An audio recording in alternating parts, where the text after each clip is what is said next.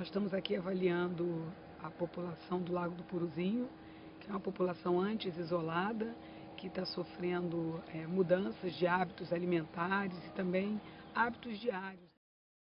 Nós estamos examinando os pacientes, todos os ribeirinhos todos aqui de Puruzinho, e objetivamente se verifica tamanho tiroidiano, volume da tireoide para ver se tem um bócio, e também fazemos um exame físico procurando gânglios cervicais aumentados, além de palparmos mama desses pacientes, verificarmos a genitália deles e para verificar se há início de puberdade, assim como se verifica também a presença de pelos axilares e pubianos. E além disso se faz uma anamnese, perguntando para eles o início da puberdade, quando foi a menarca nas meninas, quando apareceram os primeiros pelos pubianos nos meninos, se eles têm relações sexuais, uso de anticoncepcional, o número de filhos, a presença ou não de regras ou de menstruações irregulares, menopausa, e assim se faz uma avaliação do aparelho reprodutor e também se pesquisa alguns sintomas, sinais e sintomas compatíveis com doença tiroidiana. Nós estamos analisando as questões antropométricas, peso, altura, prevalência de obesidade, para ver como essas mudanças de hábitos alimentares vão impactar nessa população de forma prospectiva. E também estamos com uma equipe da área de saúde bucal avaliando a questão da prevalência de cárie, de doença periodontal. Nessa segunda expedição, a gente está podendo fazer um exame completo para ter alguns índices que demonstrem a situação de saúde bucal da população local. A gente tem feito alguns exames específicos para a doença periodontal aqui na população.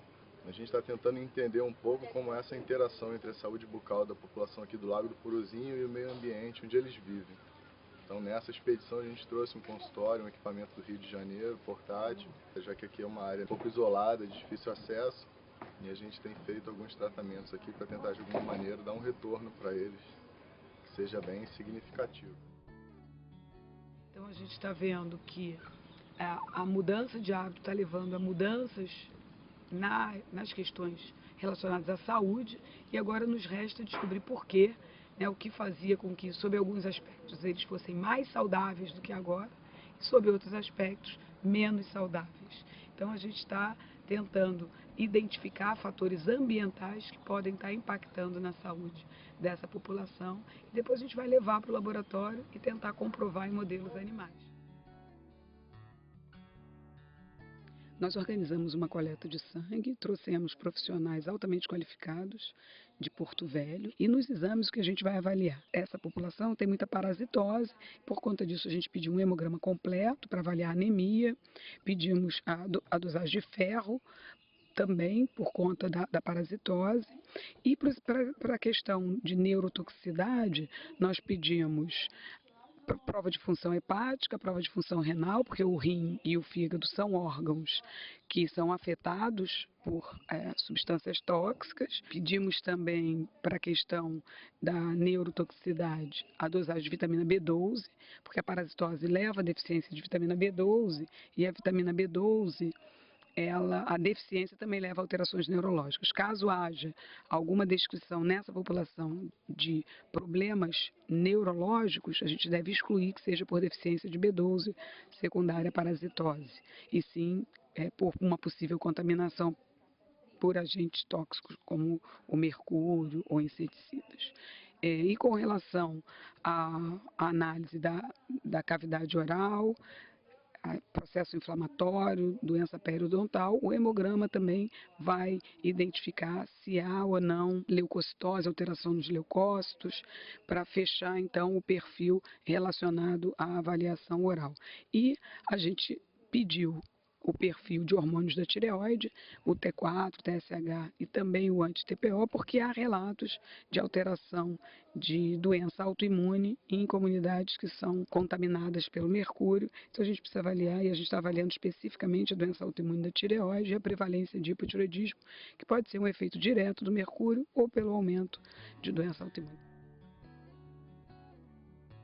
Dentro do IPETAN nós temos um subprojeto de neuroototoxicidade, que nós estamos avaliando aqui todos os aspectos neurológicos e neurototóxicos da população exposta ao metilmercúrio. A ideia desse projeto é elaborar métodos diagnósticos sensíveis para investigar prováveis sinais e sintomas de intoxicação na população exposta ao metil mercúrio. O que a gente vai estar fazendo aqui na nossa pesquisa no Lago do Puruzinho é estar avaliando a capacidade auditiva dessa população, através da audiometria e da timpanometria. O meu trabalho mais especificamente é as emissões otoacústicas com e sem supressão. Então, eu estaria avaliando tanto a parte periférica quanto a parte central do sistema auditivo. O objetivo aqui é avaliar se essas pessoas têm mais tontura do que uma população que não é exposta a altas concentrações e médias concentrações de mercúrio. Então a gente vai fazer uma avaliação sem nenhum exame complementar, que é baseada na gente olhar o ouvido, ver como está, se está tudo bem, se precisa de limpeza ou não, e depois fazer alguns testes para ver se as pessoas têm tontura.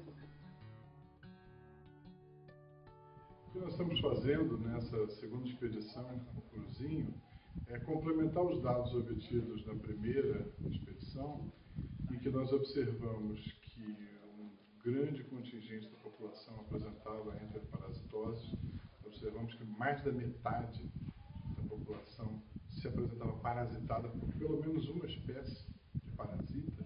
Então isso trouxe muita preocupação, porque pode ser um fator confundidor enquanto tentamos entender o papel do mercúrio na saúde dessa população amazônica. Os parasitas podem estar interferindo, tanto positiva quanto negativamente. Então, nós estamos refazendo os exames, a equipe está aqui analisando, estamos aproveitando uma igreja abandonada e rezando para tudo dar certo. E estamos, ao mesmo tempo, avaliando a intervenção educativa que nós fizemos desde a primeira expedição e complementando esse trabalho. Aparentemente surtiu algum efeito, nós temos observado uma mudança de comportamento das pessoas, estamos fazendo uma análise de conhecimento, atitudes e práticas, e pelo que temos observado, a população está se tornando mais atenta à questão da saúde, da higiene pessoal. Isso pode estar melhorando a forma de profilaxia que nós estamos tentando implementar nessa região. Nós vamos ter certeza quando terminarmos os exames. Uma das atividades que a gente vem realizando com a criançada aqui no Puruzinho é mostrar como elas estão utilizando as mãos sujas para se alimentar, por exemplo. E para isso a gente utiliza um microscópio digital de mão, em que a gente mostra para eles a sujeira debaixo das unhas, nos cantos, entre os dedos, para que eles possam fazer uma higienização mais apropriada. E o não enxergar os micro-organismos faz com que muitas vezes as pessoas não tomem os devidos cuidados. Por isso nós temos feito um esforço muito grande para que eles utilizem a purificação da água pelos sódios, mas a grande maioria das pessoas deixou de fazer essa prática, porque eles não conseguem enxergar o benefício. Nós vamos tentar usar esse microscópio e outros microscópios ópticos para tentar mostrar esse benefício, o quanto eles podem se proteger de doenças usando essas técnicas simples.